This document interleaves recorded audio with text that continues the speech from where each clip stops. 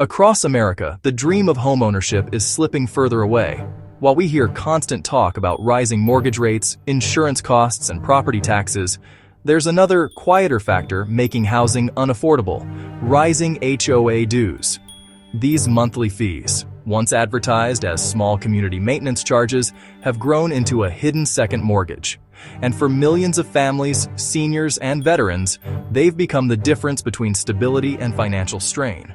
When most homeowners buy into an HOA, they're told it's just a few $100s a year for upkeep, mowing grass, lighting the entrance, or maintaining a pool. But across the country, HOA dues have skyrocketed. According to data from the U.S. Census Bureau's American Housing Survey, HOA fees have risen by nearly 50% over the past decade, outpacing both inflation and wage growth. A report by Zillow found that the average HOA fee in the United States now exceeds $300 per month, and in some cities like Miami, Denver, and San Diego, dues can surpass $500, $700 monthly. For families already struggling with rising mortgages and property taxes, that's like adding an extra $60,000, $80,000 mortgage over 30 years. Rising HOA dues hit hardest where people are most vulnerable. Working families are forced to choose between keeping up with HOA payments and basic household needs. Seniors on fixed incomes face dues that rise faster than their Social Security checks. Veterans and disabled homeowners, who fought for their homes and country, are often penalized with fines and liens for minor infractions like a misplaced flag or a cracked sidewalk. These aren't luxury communities. Many HOAs now exist in ordinary suburban and even middle-income neighborhoods. Yet the costs keep growing unchecked. So why are HOA fees increasing so fast? It's not because of inflation alone, it's because the HOA model is fundamentally flawed. Here's how it works. HOAs outsource management to private management companies, and those companies profit from higher budgets. 2 vendors, landscapers, security, lawyers, are often selected without public bidding or accountability, leading to inflated costs. 3 reserve studies are routinely ignored or underfunded, so when repairs arise, homeowners face special assessments, sudden one-time charges of thousands of dollars. Unlike city governments, HOAs operate without transparency laws. There are no public audits, no citizen review boards, and no Freedom of Information Act rights. So homeowners are forced to pay whatever the board and management company decide, with no recourse. Here's the fundamental injustice. HOA homeowners pay twice for the same services. They already pay property taxes to their cities and counties, which are supposed to fund basic services like street maintenance, trash collection, street lighting, public landscaping.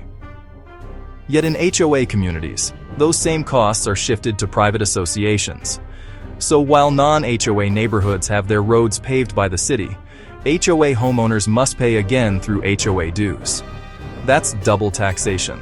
And it's one of the biggest hidden affordability crises in America's housing system. Cities and counties already have the tools, staff, and systems to maintain communities fairly and efficiently.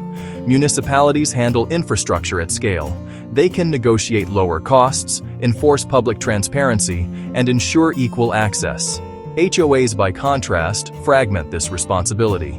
Each one operates as a mini-government, often run by volunteers with little financial training and overseen by management companies that profit from complexity. If cities took back basic maintenance duties, roads, drainage, lighting, waste, homeowners could pay those costs once through normal property taxes rather than through arbitrary, privately controlled fees. The majority of HOA spending doesn't go to beautification or shared services. It goes to administration, enforcement, and legal fees. A 2023 analysis by Community Associations Institute found that up to 40% of HOA budgets are spent on management and legal costs, not physical improvements. In other words, nearly half of what homeowners pay each month funds bureaucracy, not better neighborhoods. That's why many experts now argue that HOAs are unnecessary for maintaining quality neighborhoods. Local governments, voluntary community associations, or homeowner development district programs, HDDPs, can do the same work without the abuse or excessive costs. One promising alternative is the Homeowner Development District Program, HDDP model. HDDPs allow local governments, not private corporations, to handle community upkeep through transparent budgeting and public oversight. Residents still contribute financially, but funds are managed like property taxes, not private dues. That means open budgets, public bidding for vendors, elected accountability, no foreclosure power over homeowners. This model already exists in parts of Florida and Texas, and experts say it could replace HOAs entirely, giving homeowners peace of mind and protecting affordability. Behind every HOA dues notice is a real person trying to make ends meet. A retired couple who thought they'd paid off their home, now hit with $700 monthly dues. A single mother fined for leaving a bike on the porch. A veteran who receives a lien notice for a $150 unpaid fee. These aren't luxury disputes. They're stories of financial strain, humiliation, and fear of losing the homes people worked decades to afford. That's not community. That's coercion. It doesn't have to be this way. Homeownership should mean freedom, not fear. Stability, not surprise bills.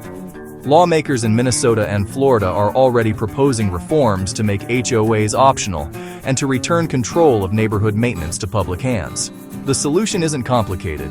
It's about fairness, transparency, and accountability. Because no American should lose their peace of mind or their home to a system of private dues. The path forward is clear. Stop mandatory HOAs in new developments. Transition existing ones to city-managed districts or HDDPs, and protect homeowners' rights to live with dignity, independence, and affordability. The American dream isn't about gated rules or hidden fees. It's about owning a home and having a fair chance to keep it. Rising HOA dues are not just an inconvenience. They're a warning sign that our communities need reform. And if we act now, we can build a future where every homeowner pays fairly, lives freely, and no one loses their home to bureaucracy.